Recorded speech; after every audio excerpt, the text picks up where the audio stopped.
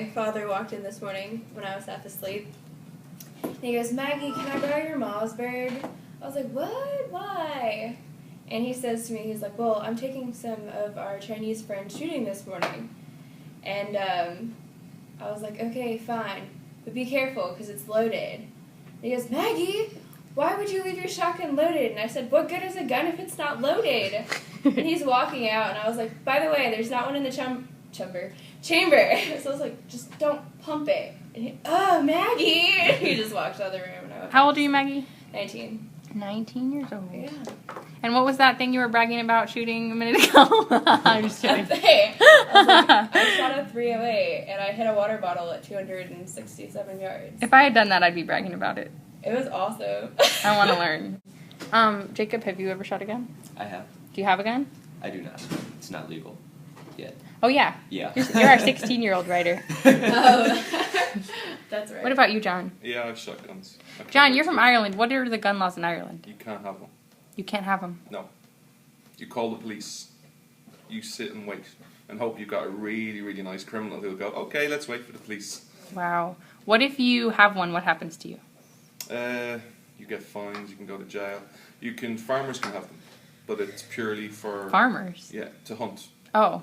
But literally it's not what you guys have in the States, so it's literally just a single or a double-barreled shotgun. So, and it's just, there's very little choice, on ammunition, and it's just purely you got to go through the hoops to get one. Wow. So is that recent, or is that something that's been around for a while? I was just going to ask that. That is forever. That's been around for a long time? Okay. Yes. And that's why the Second Amendment's so important in the States, because when it came about, it was so that you guys could fight the government and you could have a well-armed militia.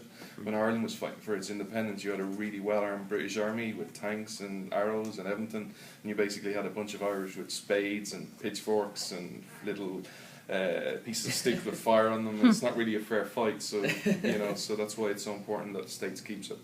Wow. Do you see anything similar with the gun situation that's happening right now versus what happened in Ireland? Yeah, no, because Ireland never had a Second Amendment to start with. Okay. It's not as if Ireland had it and got taken away. They never had it, so they've just kind of accepted it. It's just the norm in Ireland. Whereas what you guys are going through right now is you have a scenario where it's in your constitution, and people are trying to take that away. And not only are they trying to take it away, they're taking it away in the wrong format. They're not talking about constitutional amendments. They're going to the Senate where it's an up and down vote. You do not vote on an amendment of the Constitution in an up and down vote in the Senate. Right. It has to be, the people have to be involved, and that's why even if you are for gun control, you should be against Obama's current plans and the Senate's plans. Right. Is there a constitution in Ireland? Yes. Or there is. Okay. Yes. What are some amendments if they're not included with guns, with gun rights? The only actual, it's pretty basic stuff. So basically what Ireland did was Ireland was really lazy. So when Ireland actually got its independence, Ireland literally just went to Britain and said, what do you have in your laws? Basically got them, photocopied them, put Tipp-Ex on them, and everywhere it said United Kingdom, Britain, and put in Ireland.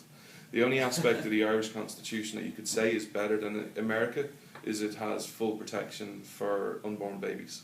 However, that also is going to change because abortion's coming in on certain grounds over the next 3-4 months unless politicians listen to the people.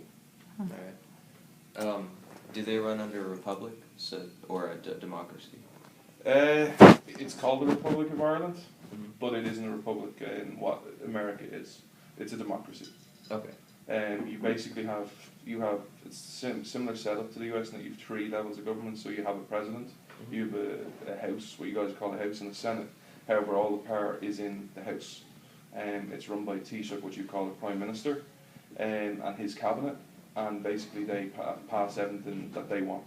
The president only signs in the law, and all his aim is to make sure it's constitutionally approved and it doesn't violate the Constitution. If it does violate, he thinks, he just sends it to the Supreme Court. He has absolutely no power. The President of Ireland can't leave Ireland without approval from what you guys call Congress. The Senate, The only power the Senate has is if it sees a bill that it doesn't like, it can hold it up for 60 days and make recommendations. But the recommendations don't really even have to be listened to. So it's a democracy in a certain aspect to it. But Irish politics is different to to US because it's also got European politicians, so it doesn't have freedom. Irish people can't make what they want. They have to obey the criteria that Europe sets out. We have a 16-year-old, a 19-year-old, and an Irishman here, and we want your opinion too. So if you are under 30 and you have an opinion on gun control, give us your opinion, and you'll see it on the website. Make us a video or an article. Do it. Join the team. We have lots of fun. Absolutely. Yeah, I also said 267 yards, and I totally meant 167 yards. Yeah, I was thinking that's I was like, I had a like 308, not a sniper rifle. Yeah.